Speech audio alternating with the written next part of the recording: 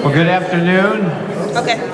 Good afternoon and welcome to the American University Museum at the Katzen Art Center for this discussion between the artist Barbara Kerne and the curator Vivienne Lassman. Whatever it is. So, just a little shameless plug. This catalog is just about sold out, and it's a really wonderful, wonderful piece of work.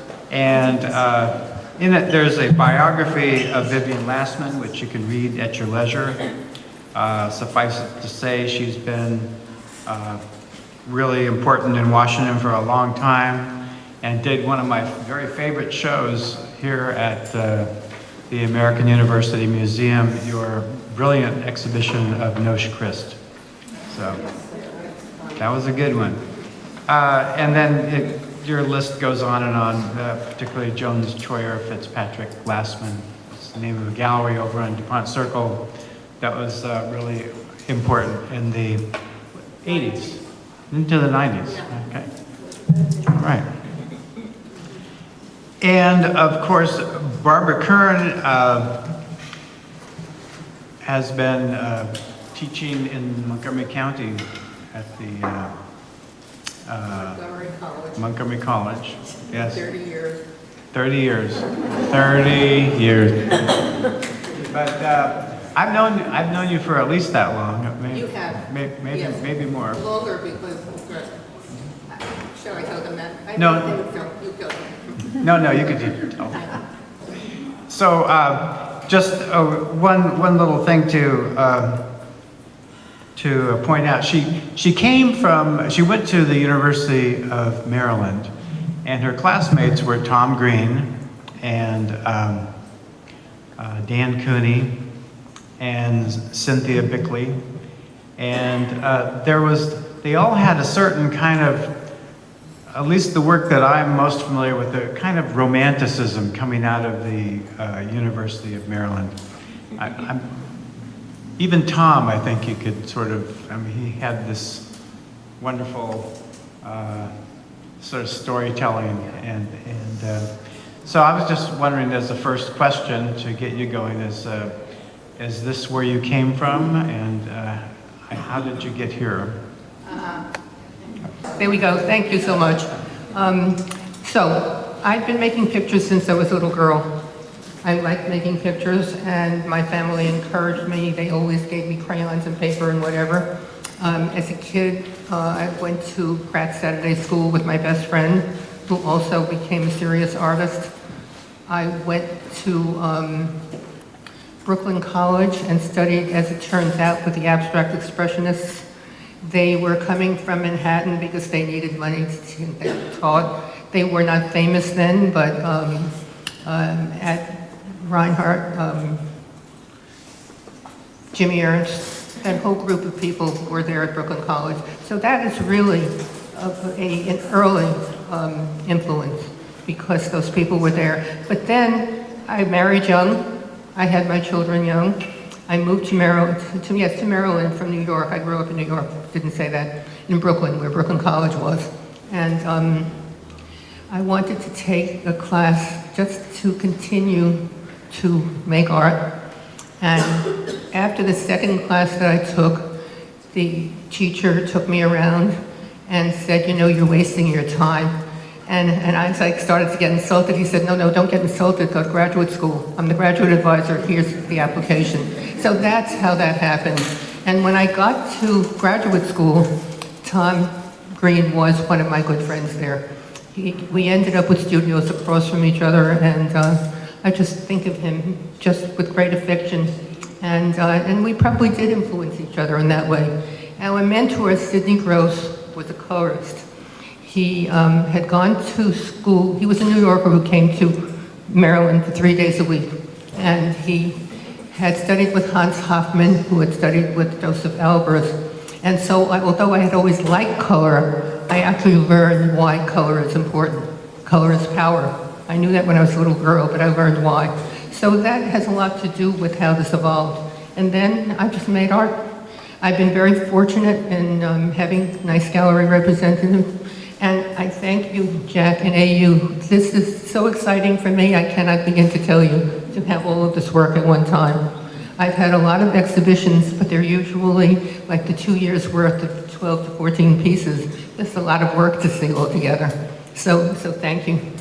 And I'd like to second that, Jack. Your vision for this museum has been superb, internationally, nationally, and you've made a huge difference in our regional scene for artists and collectors. And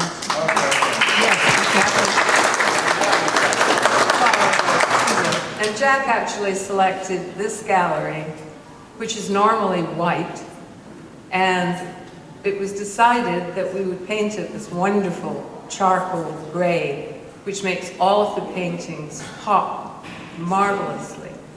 I'd like to go back to your very first trees that your grandfather planted. Yes, so when I was a baby, my family moved to Brooklyn, to the Sheepshead Bay neighborhood. We had a house with literally postage stamps, yard in front and back. My grandpa, and I don't remember this piece of it, but I've been told, first thing he did when they moved in was plant 2 trees. It was a pear tree and a peach tree. And I was little, they were little. By the time I was about 13, they were towering over into my second-story bedroom. So as a kid, you know, little kids make pictures of what's around them. I've always made pictures of trees because I had trees. So that was a major influence for me, the tree growing up. And then in my life, I always chose to live in a place that had trees, and I still do now. So I've lived in the woods. I think when I met Jack first, I lived in the woods. I lived there for a long time. My children grew up there. And so Barbara has always had this innate connection with trees. They have been very much a part of her life. And as you can see looking around, there are mysterious trees, there are magical trees, there are strange trees, there are weird trees. And there is this tremendous emotional turbulence, as you can see from the Watts Branch waters that are just broiling away, and then there are more of the stasis. And can you talk a little bit about coming backwards and forwards between your wonderful, intense color paintings to the black and white, beautiful, carefully on wood blocks? Well, that's a good question.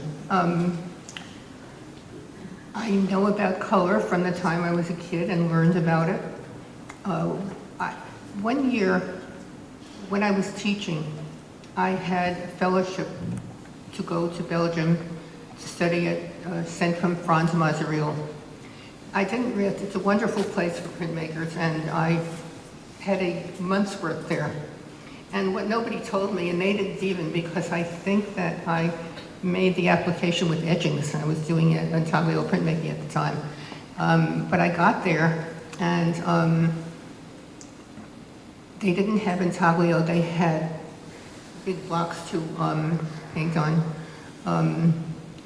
And I didn't like them, but the helper there, one of the people who did all of the grunge work, didn't speak English, but he would look at me, and he would look at what I'm doing, and he would say, carve.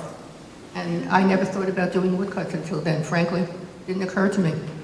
And, but I had been working with color always. So making a woodcut to begin with was a black and white. I didn't know anything about color and woodcut painting, woodcut printmaking. I learned about woodcut, let me go backwards for a minute. I learned about printing in color when I was asked to be on the board of Pyramid Atlantic. And they were doing these pulp paintings in color, and I was very intrigued with them. And so I learned how to make pulp paintings. And a pulp painting is when you take the mushy paper, it's a paper making process, but while the paper is still wet, it's screened and it's flattened, you put paper pulp in it. And so I was in a place where you were supposed to work with color. And so actually that's how the color started in the prints. I really never, I occasionally put a little hand color in, but I just don't do that. But I really was and continue to be very intrigued with making pole paintings.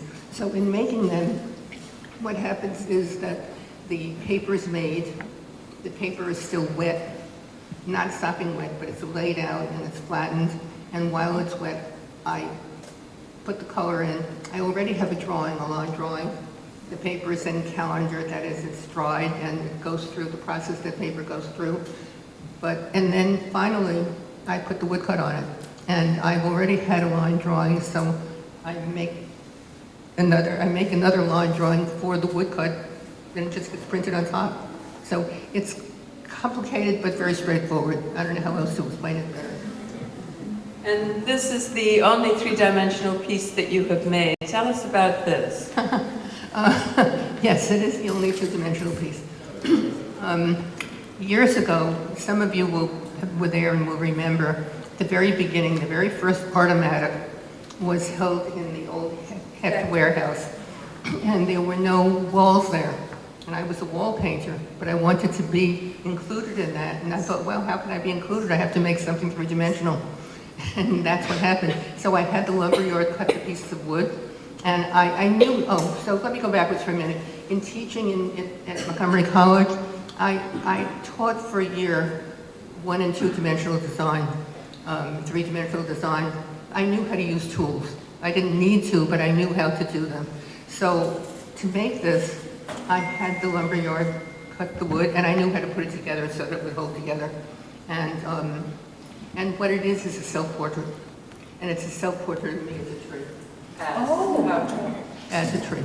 And 5 foot 2 inches. 5 foot 2 inches, that's how tall I am. Exactly.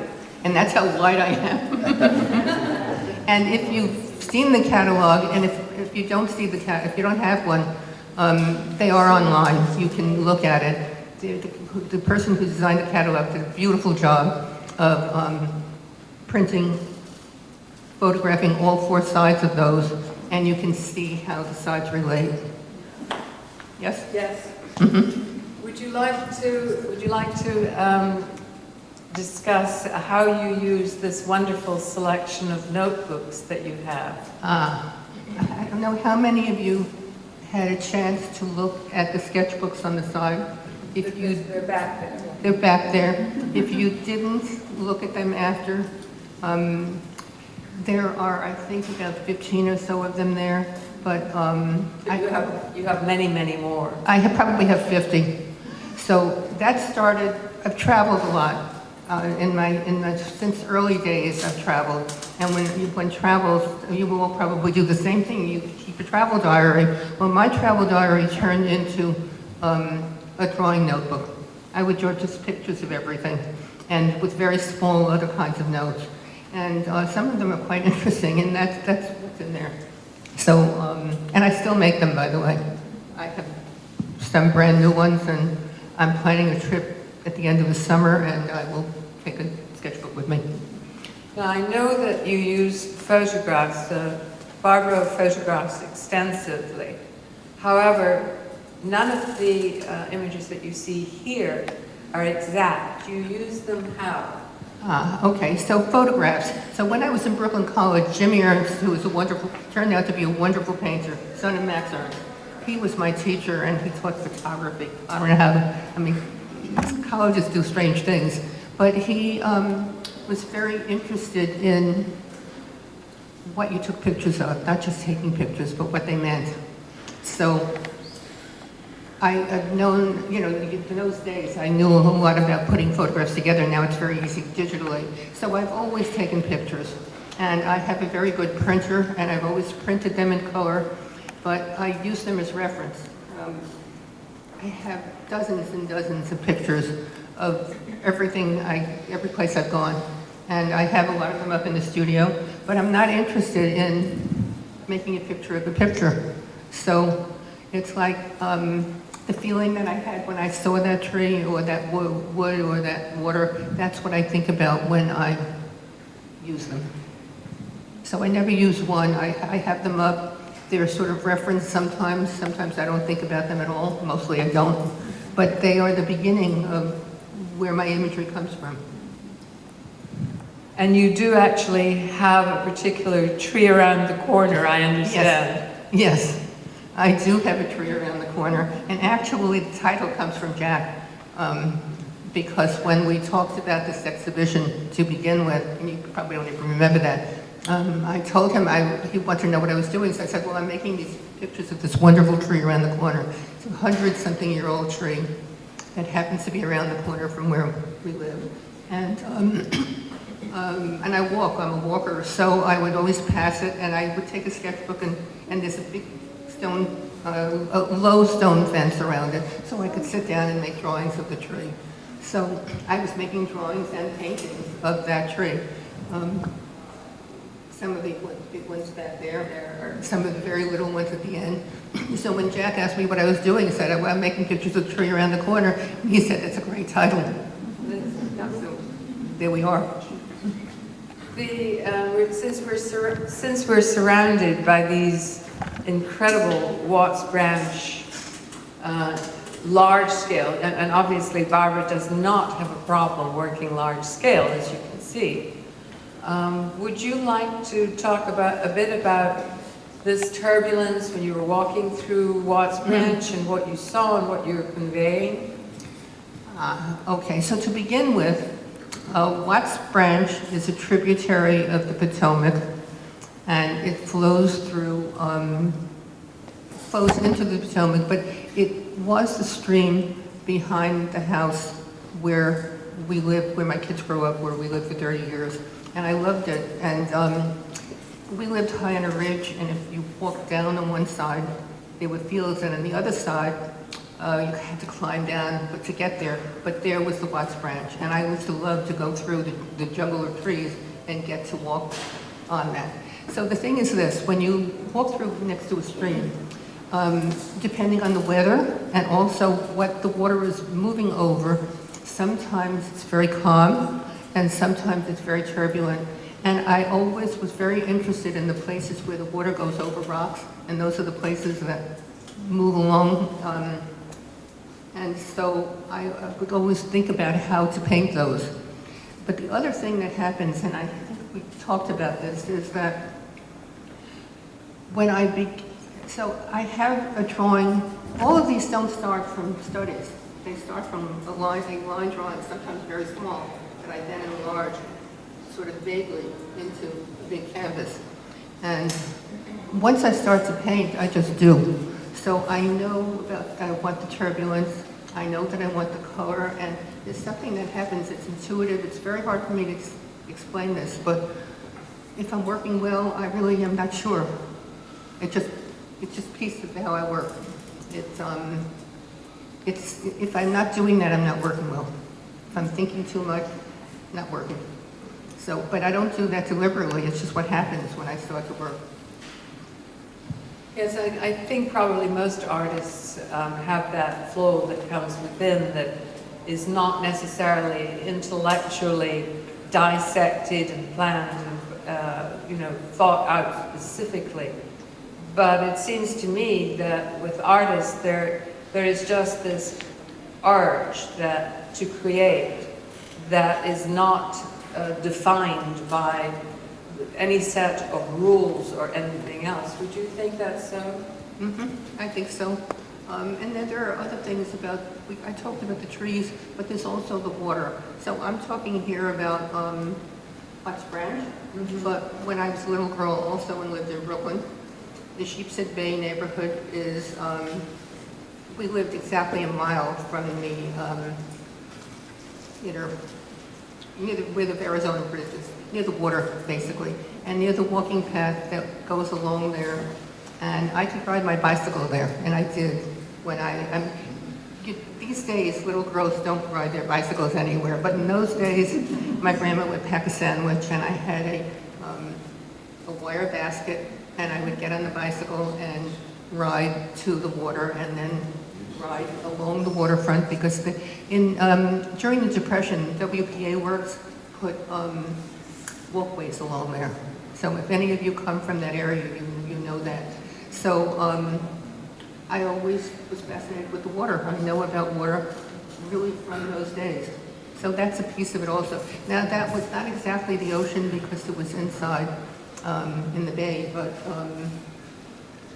a lot of different kinds of things that you see depending on the weather. Can we talk a little bit more about the woodblock prints? They're so different and so controlled and so intensely dramatic. I mean, the paintings are too, but the black and white, the strength in them is quite remarkable. Thank you. How do you plan these out? Same thing. I make a line drawing.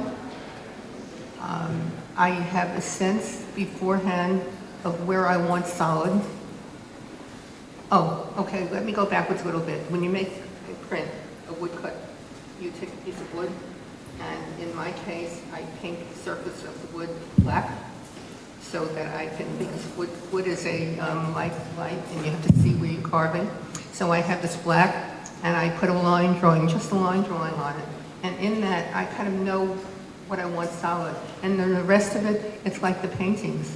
It's hard to explain, but it's like the man in Belgium said, I just carve. And it's not planned, can't plan it. I know when I want a lot of circles, I love circles. You can tell that when you look at the woodcut. I love circular movements, I love the way the air flows around things. So that is in my mind when I do that. But it's just the carving, I don't plan it, it's just done. Is there something else you'd like to tell us about your work that we haven't touched on?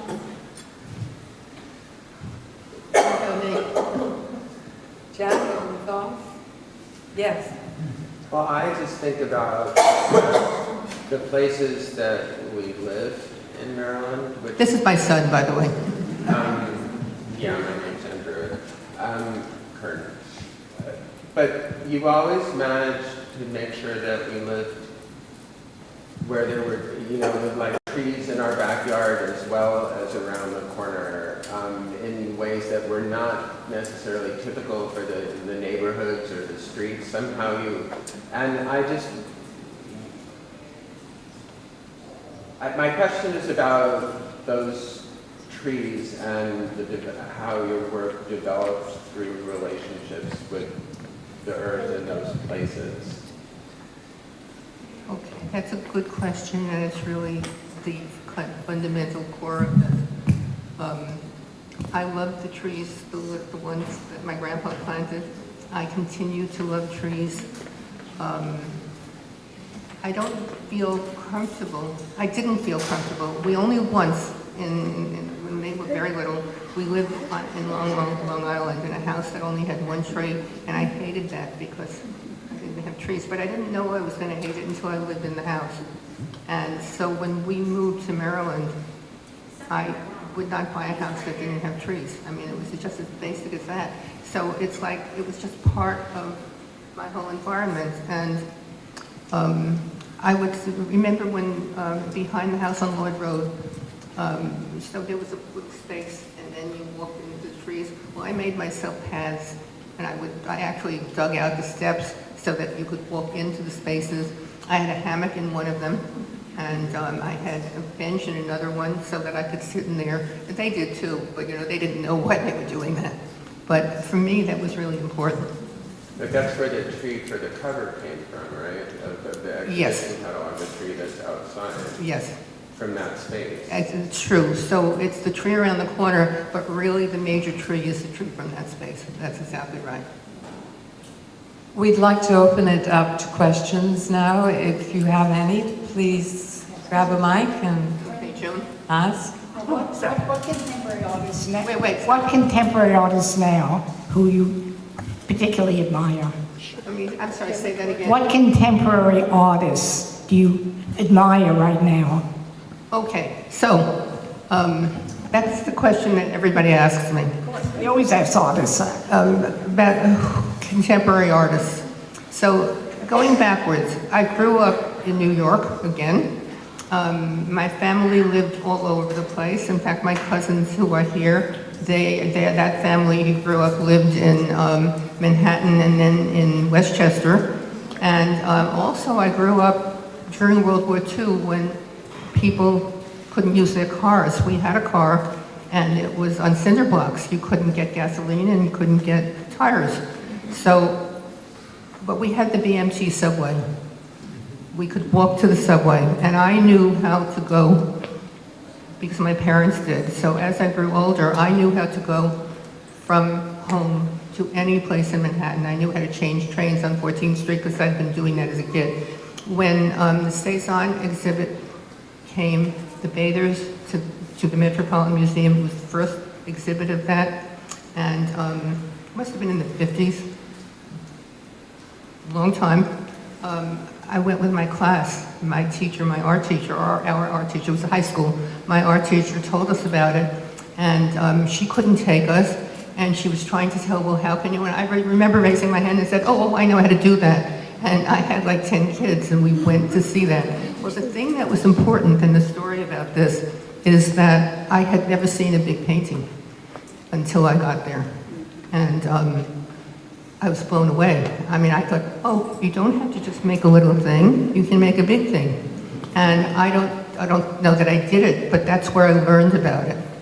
So in terms of artists and art, I've traveled a lot. I've been all over the world. I've been to the museums everywhere. I go to the galleries every time I travel. I still do that here.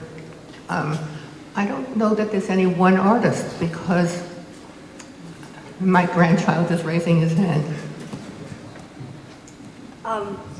How do you have the motivation to keep on doing what you do?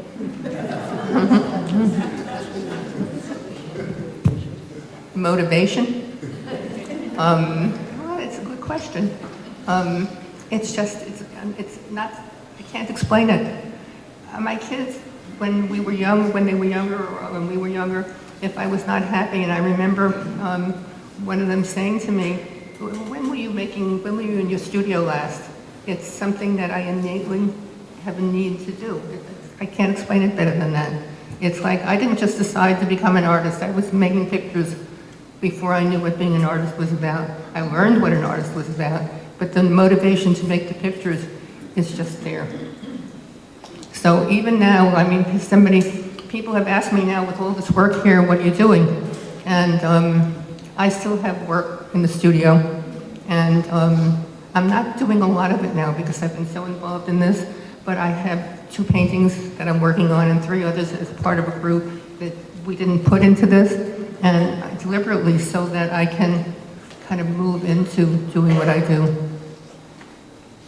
Thank you. Artists have been making prints for hundreds of years. Are there printmakers that you particularly liked and or were influenced by historically? Good question. I love the German expressionists.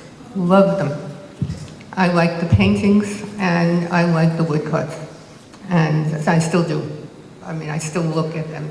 I have books about them. I still look at them when I feel like looking at an art book. So I would say in terms of that, I'm not, I don't make easy, I can't say easy.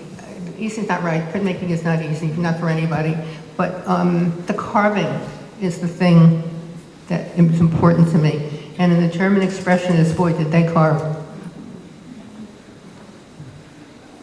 Barbara, what about Japanese prints? Well, that's a good question. The ukiyo-e prints are very beautiful. I've looked at them. I actually know some people who have some. I love them, but they're not what I do. But I do have one print. Actually, I just showed that to you. I bought very little art because I have so much stuff. I've done a lot of trades over the years, so I actually have a collection of other people's work. But I've only bought one major piece in my life, and it was when I was first showing with Franz Beta Gallery in the 70s.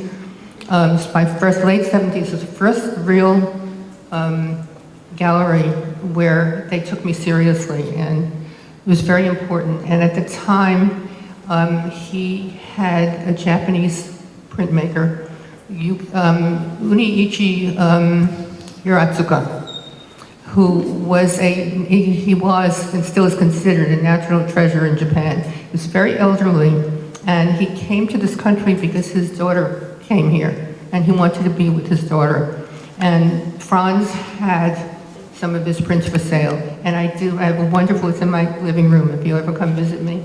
It's a wonderful print, and it was a print that he made here, not in Japan. It's a black and white woodcut, and it's of the tidal basin at the Japanese embassy. And I would say I look at that every day. I still love it, and so that has probably influenced me as well. So Barbara, I have a question about the metaphor of the waterfalls, because I think being in book club with you, I know that you read a lot of books and literature is very important to you, and the way you express the waterfalls to me are deeply moving. They could be tears, they could be historical, they could be from a place you've seen in your travels. Could you talk about the waterfalls? The waterfalls, yes, because the waterfalls are important to me too. Water moves, and I've always been fascinated in going to places where there's water. If there's a waterfall, we'll travel to go to see it. I think, again, I don't know if my kids remember that specifically, but I would make sure we saw the waterfall. I still feel that way. And the thing about the water is that when it's flat, it's flowing, but when it drops, it's amazingly powerful. I mean, it's really, you just can't get over the power. It's just something that affects me. I don't know how else to explain it than that. So trying to make pictures of it is not always easy. I'm always interested in how you make the picture of the water, and I don't think I have any. The only, the waterfalls here, so something I didn't talk about before, but I'll do that right now. The prints, all of this is my life. This is autobiographical. Everything here, the places where I lived, and the moods, because of the mood change that I had when I was painting it. And when you look at the prints, you see the house. The house is my house. And we had a little waterfall behind that house. And it was just because the water came from above and it flowed behind the house, and then it dropped down because we lived on at the edge of like the Palisades. And right, thank you. She says ridge, but that's right. So I would watch that every day. So that's a piece of that. So that house is that. In that house, I had the tiniest pond in the backyard. And I loved the little pond. It was really little. But when I first moved in there, I thought, and I love koi. Fish are wonderful. I thought, oh, I can have koi. It was just big enough. And I did get koi. And the first thing that happened couldn't have been days when this heron is standing in the pond eating sushi. That was it. And so then I thought, okay, I'll just get goldfish. Maybe I won't like them. So you can get very big goldfish. They don't have to be tiny. So I got big goldfish. Well, the heron liked that also. So then I bought like a castle, and I put rocks up where fish could hide. But the heron came back forever. And actually, he was beautiful. He, she, I don't know what they were. But there was one heron, and he would stand in the pond, and then they would fly, and that house was right across. It was up on the Palisades across from, you could see the Potomac, you could see Virginia. And I would watch them fly down. And in the, the Potomac River has islands everywhere. And there was an island right near where when I went down and across MacArthur, you could go down and you could see the islands. So I used to do that, and I found where the herons lived there on one of the islands. I never went to that island, but I could see them going down there. So those are really part of my life. I mean, the herons were flying home. That heron was eating my fish.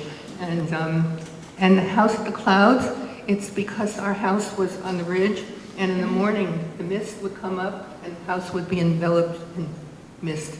So I always thought of it as a house on the clouds, because it's really what it was most days. And then I think for those, that really is why so the prints are. So again, I was asked about subject matter. Somebody said, why do you do birds? Well, it's because they're there. And you know, the doves, they're all over the place.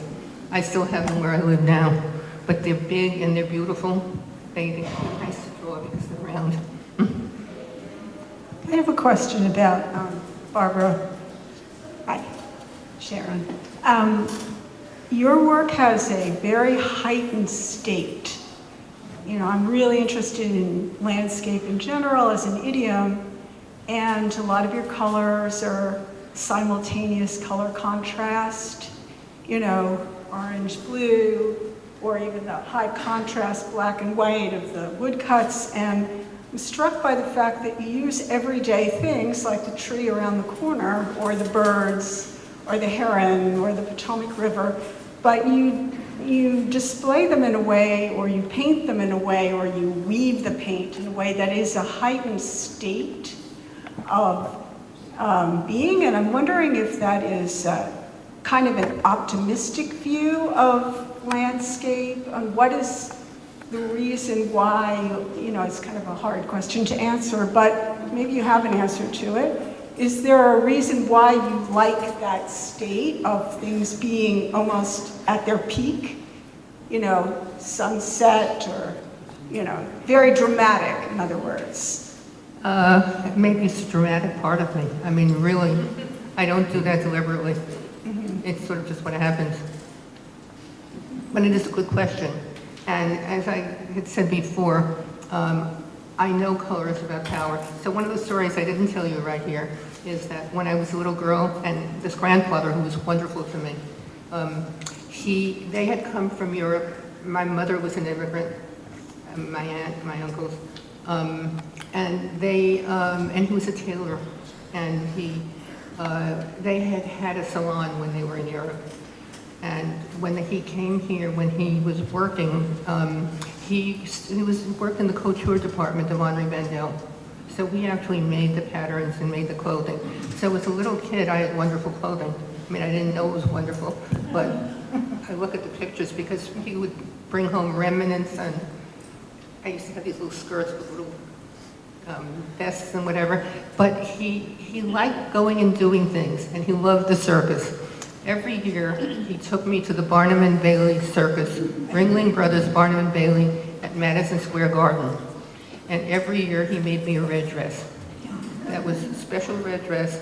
Every year, a different red dress to go to the circus. And the reason why for him it was a red dress was because he loved the elephant girls. He loved the elephants, and they used to ride on the top and go down the trunk.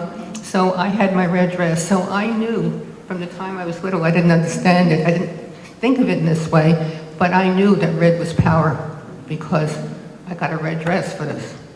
And so again, as I grew older and learned more about color, I realized that color has power. It just does. And the way you use it has power. And so I always wanted to have that feeling of my grandpa making this red dress for me that I could have in my work. So as your paintings are so autobiographical, is it hard for you to part with them? Good question. Over the years, I've parted with a lot of paintings. In this, somebody just asked me this, in this exhibition, nothing's for sale except prints if you want, because I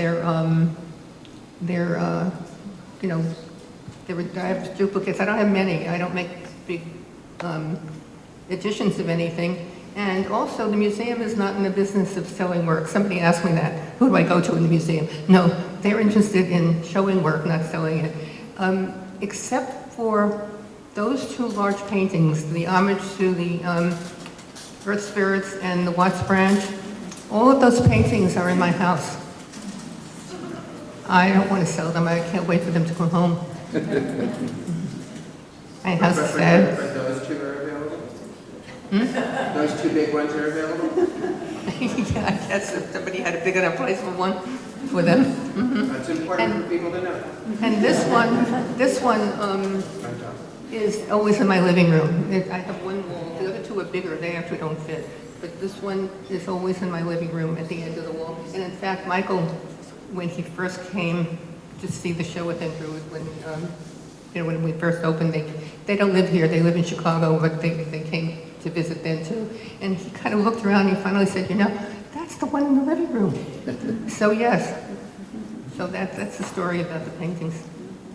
Barbara? I'd love to not so much give you a question, but a comment. I've known you as an artist. I've known you for many, many, many years, Yes. and a term that's been applied to my own work, but I definitely see it in your work, is magical realism. And I think that not only are the compositions, like I'm staring at all the woodcuts, just brilliantly done compositionally. Thank you. And the technique and everything else is just so spot on. But when I'm hearing all the questions and talking about your work, what I'm realizing is that what comes to my mind about your work is like profound constancy. So there's a world that we've changed over the last 50 years with technology and tools that artists use, and even what subjects like going from landscape and the Impressionist to just, it's exploded, it's everything, it's conceptual art. But to me, you know, there's something very profoundly constant. Yeah. And there are many writers. I mean, you know, like Richard Powers, The Overstory, and Susan Samard, Trees. You know, Sharon asked about the power in it, and now that they're talking about all the mycorrhizal networks underneath trees, and it's, to me, your stuff has been talking about that for years. It's true, and you know, it's so interesting to me that suddenly trees are in fashion. I don't know how else to say that. But the other thing is, some of these pieces were done years and years ago, and something I remember one of my teachers saying, and looking back, I knew a lot of very, very talented people in all of my going from a kid going to Saturday school up through, I was a class artist in high school. I did a lot of things like that. College, graduate school, very talented people. But one of the things that stands out that I remember, and I've said this to my students when I was teaching, is that you can have talent, but you have to persevere. And a lot of people just get interested in other parts of their lives. This is not pejorative, it's just what happens to people. So somehow, I really never lost that desire. So that's what you're seeing. So there is a perseverance. And the fact that the trees have become fashionable, I'm amazed. Barbara, who are your favorite artists? And would you say you have any mentors in the art field? No, my best mentor, let me think. I had a couple of mentors, but not about the work, just about doing the work and persevering in it. So Sidney Gross, the artist who was my graduate school advisor, and he was the one who advised Tom also, he said to me early on, they gave us these studios in the barracks over at the University of Maryland, and this years ago before they redid everything. And he came into my studio one day and he said to me, you know, I know you have children, and Elizabeth used to come to school with me sometimes because I had school and she didn't, and she just came as if she used to. We had audio things like projectors. Never heard about anything like that, but she used to know how to do all of that. So she would come to my class if I had to show something. She would do all of that. So the people at school and at graduate school knew the children, and so he said to me, you know, just because you have children doesn't mean that you cannot be a full-time artist also. You're doing this in graduate school. Just go on and do it. You have the capacity, you have the talent, you have everything that you need. And I think that was, I remember him saying that to me. It must have been a very important thing for me to have been told. So that's a piece of that. I just want to jump in for a second. In case any of you have not seen the video, there is a video at the far end that is a quite remarkable, wonderful video by Susan Goldman of Barbara and her work, and I do encourage you to see it. Yes, so let me say a little bit about Susan Goldman. She is a wonderful artist, she's a printmaker, and she's a wonderful documentary printmaker. documentary filmmaker. And I know her from the time I was on the board of Pyramid Atlantic. And that very large print, the very first one that you come in, that friends here have also, when I carved it, I found out, and I was a good printer, I mean, I used to teach that, but I found out that I couldn't print that print because it was too big.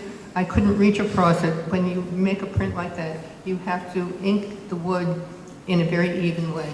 And I simply was not big enough to do that. And so I asked Susan if she would print it for me, and she did. And that's how I got to know her. So I've been friends with her ever since. So the thing about the film that's interesting is that she went to the University of Wisconsin. She studied in the Midwest, and she had wonderful, actually, who were very well-known printmakers as mentors there. And she made 2 films to begin with about each of them. And then she wanted to make another film, so she called me up one day and said, I want to make a film about you. And I said, why do you want to make a film about me? I mean, seriously. And she said, because you have been a mentor to me too. Now, I was in an odd way. She was printing for me, but we had a lot of conversation. And she said, and I want to make a film that shows you and your work and the fact that you can be an artist and have a family and be professional. And actually, Patty is in that film, if you look at it. Now, if you don't mind that I said that. But because she interviewed people that I had who had worked with me for years. So the film is wonderful, and she started it actually just before I moved. And so you see 2 different studios in it, and that's because the first one was the studio on Wyoming Road, and then I moved, and in the middle I said, Susan, I'm moving. She said, okay, we'll stop and we'll start again. And we finished it in my studio that I have now. So that's why there are 2 studios. They're both mine, but they're in sequence. And there's one other piece of this, and Jack, I don't have the exact details, but apparently there are some American university students who are going to make a film of this installation of Barbara's work for some project. Do you have any more details, or that's sort of the broad outline? I thought it was quite wonderful that this should have inspired the students. Actually, the twist on this is that this work is going to be filmed as if this work were being auctioned. Really? So, uh-oh. Get your bid cards out. So they're going to be here for 4 days doing it. I'm not sure how they're going to do it, but anyway, it's an interesting. Yeah. Can we come and bid? Okay, so I actually know a little bit more about it because That's right. Beth, someone from your office wrote me a big email about it because a student wanted to use. I think she liked this room and she liked the paintings. So I actually put that out to my kids and said, well, it sounds okay. I mean, I don't know. But I did make several stipulations. One of them is that I wanted the paintings to be never shown in a negative light, so that it had to have a positive aspect to it. Like nobody bids on it. Yeah, exactly. Also, in the museum, what they told me, which Jack didn't mention, is that they'll have museum people from your office here, making sure that they don't get too close to the work. So I'm not worried about that. So I said, okay, as long as it's positive. I asked for a Copy. Oh, what? Copy. I asked for a copy, yes, they'll give me a copy. And I also asked for the plan for it, and I was just sent it, so I haven't read it yet, I just got that. It's called Die Mama, D-Y-E, Mama. That's right, Die Mama. Mm-hmm. So that's all I know. So yes, so there are 2 students, and this is a, I don't think a graduate school, it's a senior thesis in the film department.